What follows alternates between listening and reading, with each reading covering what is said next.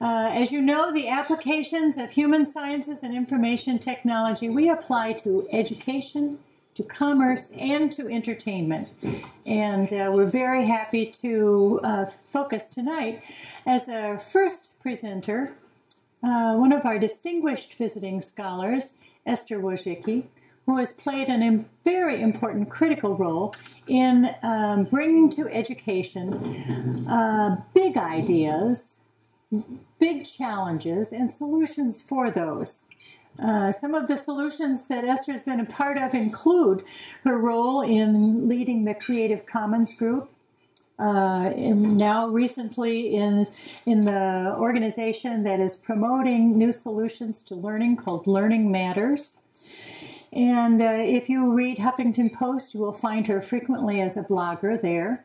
She's recognized by California and the world as an exceptional teacher. And in 20-some years that she's been at Palo Alto High School, she has gone from a program that had 50 students at one time. I think Karina Alexandrian was one of her students some years ago. Yes, now to a program that has 500 students and a facility for media arts that will rival, it's almost Bloomberg in its quality. Esther has recently written a book called Moonshots in Education.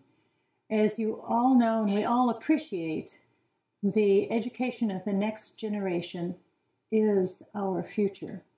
And I'm very happy to introduce to you Esther Wojcicki. So I'm honored to be here today, and I want to thank Martha and mediaX for inviting me to present. It's very exciting to tell you a little bit about Moonshots in Education, and I just published it 2 months ago. And I thought I would just tell you a little bit about what a moonshot is, in my opinion.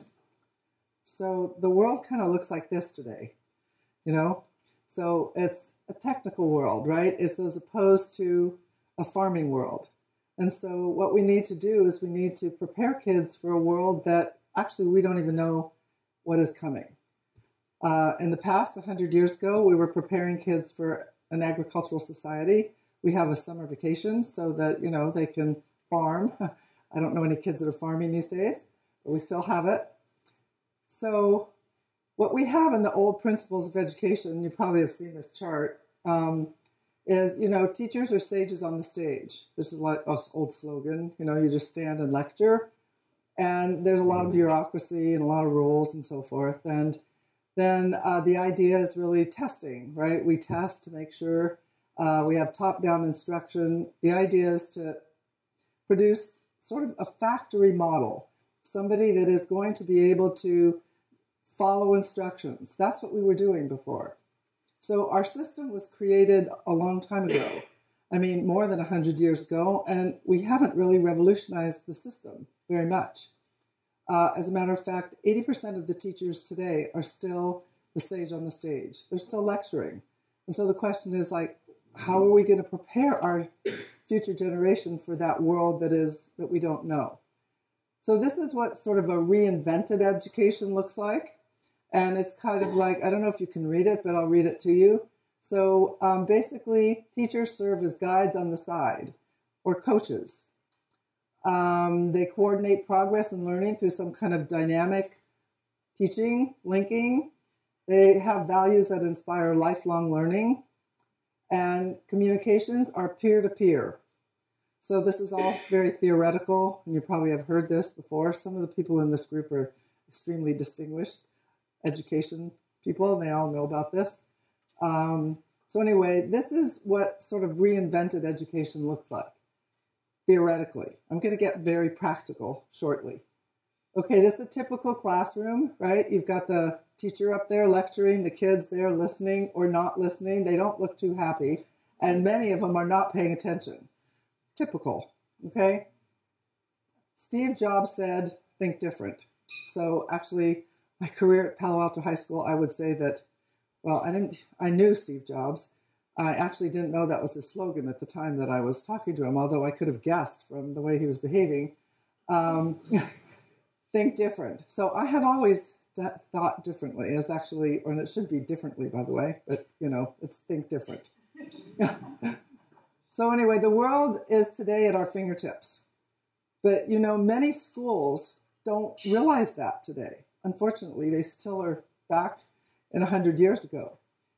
And this is what you get in an internet minute. In 1 minute, look what you get. Just on YouTube, 100 hours of video uploaded. Can you believe that? Just on YouTube. We're not talking about Netflix, you know, Facebook.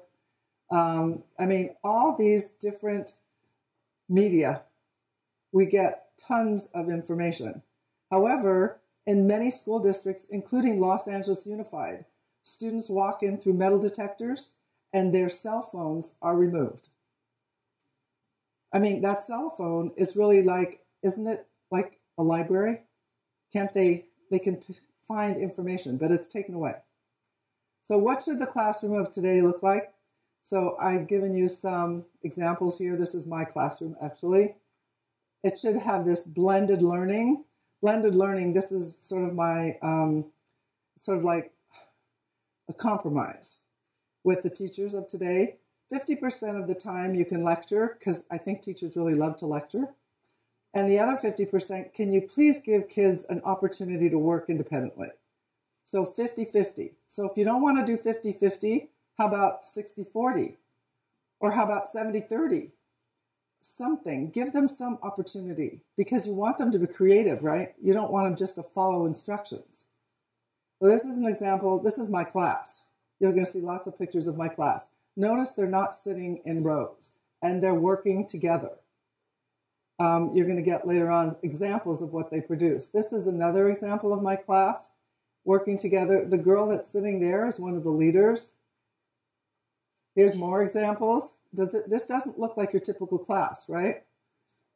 Yep, they're all pretty happy, actually, smiling. This is me in the class. I am not standing in front of the room. I am like kind of on the side. And look at that kid.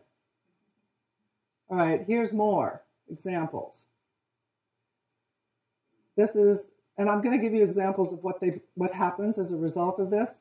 These are just all examples of what a classroom looks like. Now, this doesn't probably look like your typical image of what the perfect class looks like. Your image is probably all kids lined up in a row, teacher in front, raising their hand with a piece of paper in front and pencil so they can take notes. That's what most people think of. But this is actually what it should be looking like. So what I'm saying is we need a moonshot in education. There's a moonshot. John Dewey said 100 years ago, people learn by doing. David Kelly, IDEO, Stanford D School. I'm sure most of you have heard of him. Key to being creative and achieving is believing in your ability to create and change the world around you. It's called creative confidence. If you don't have the opportunity to create, how are you supposed to get this creative confidence? If all you're doing is listening to lectures and then filling out multiple choice tests, how are you supposed to do that? So how do you achieve it? It's tough. And I'll tell you, it's really tough. This is what I've come up with recently. Teachers need to give up total control. Because when they graduate from schools of education, this is what you get. I went to school of education. I know very well what I got. How to maintain control. Not only that, the principal comes in the class and is like, oh my God, they're out of control. They're talking to each other. You know, that's terrible. They should be listening to you all the time. Classroom, look at what I did. I Googled this to try to see, like, teacher maintaining control in the class. 150 million results on how to maintain control in the classroom. That's what teachers are doing. It's like, okay. So number one way to change it is, as I said, teacher as coach, 50% of the time. That'd be great. And if you don't want to do 50, okay, back it up. But some. You need to change the culture of the classroom. You need to give students some control of their learning. All these studies show that if students have control of their learning, they become creative, they become engaged, they want to do the learning. They're not controlled all the time. The key to student empowerment is knowing how to search, because just because you know how to get your Facebook page or your Snapchat or any of those things doesn't mean you know how to use the resources of the web. So you have to know how to search. Okay, the other thing I do is I avoid grading. That doesn't mean I don't grade, I just avoid it until the student masters the assignment. So they write, I teach writing, journalism, they write until they get it. They keep revising over and over and over again until they finally get it. And so I teach all these different writing styles, news, features, reviews. I also teach the 5-paragraph essay, which I'm sure you all are familiar with. Anyway, they don't publish that because no one wants to read it. Okay. The other thing, I have high expectations. So I don't, just because they can't get it doesn't mean I lower my expectations. It means that I just make them redo it again. Okay, so the principles of the 21st century class, according to me, are trust, respect, independence, collaboration, and kindness. It equals that acronym there. And most classes have no trust and no respect for students. None. How is a student supposed to feel good about themselves? All right, it should be project-based learning. Life is a series of projects. Let students practice for life in school. So different names for the same idea. Project-based learning, blended learning. There's a lot of these that are all trying to do the same thing, give students some control. So I use media as a platform to teach 21st century skills. I'm not teaching people to be journalists. If they want to, that's great, but it's like how to think for yourself. Here's an example. This is one of the publications. It's called the Campanile. It's a 28-page, 3-section newspaper, comes out every 3 weeks. This is VERDE magazine. It comes out every 6 weeks, and I'm going to hand out to everybody here a copy of this magazine. This is produced by students. It just came out today, which is why I brought it for all of you to look at. I just want you to see the quality of the writing and the ideas. These are kids who are not micromanaged, who came up with these ideas themselves, and who are totally engaged in the process. This is another magazine I started last year or 2 years ago. It's called C Magazine. The program is so big, I keep having to start these magazines, to accommodate everybody gets to publish. This is a website that we have. We broadcast every day. So you want to learn how to broadcast every day. Okay, this is Sports Magazine. I couldn't get all the boys to want to learn to write. So it's like, how about writing about sports? You all love sports. Well, so not only do you write about sports, you get to write about your friends, and they look really professional, And then you can take the magazine home and show it to everybody. This is the website. Comes out, is updated daily. So this is my moonshot in Palo Alto. The city of Palo Alto, the school board, they voted in 2008 to a bond, and then there was a lot of other money that came from the state and from local donors. We built this Media Arts Center, this 25,000 square foot Media Arts Center, Palo Alto High School, to accommodate the program that now actually has 600 kids taking, and it's all elective. This is what it looks like inside. This is the entry. This is more of the entry.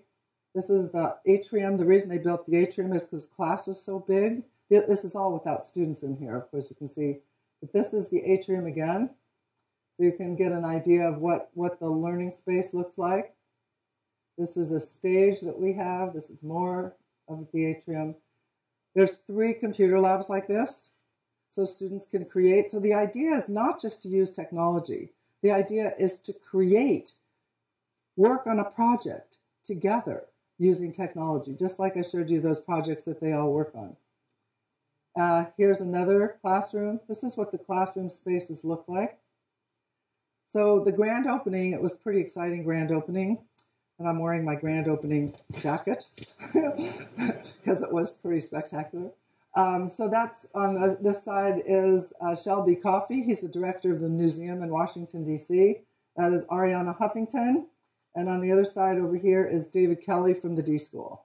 And they all were there celebrating the grand opening. I was very honored to have them there. It was a pretty great grand opening. So this is my class. I mean, it's probably the largest class in the district. So, because now I have about 80 kids, and I have them in 2 different sections at the same time. So there's plenty of room in that building. But you can see that, it's a group of kids that look pretty happy and all want to be there. It's an elective program. So the moonshot, basically, my suggestion is like, what can you do in your community to create a moonshot in your schools? You know, how can teachers be given an opportunity to create programs like this?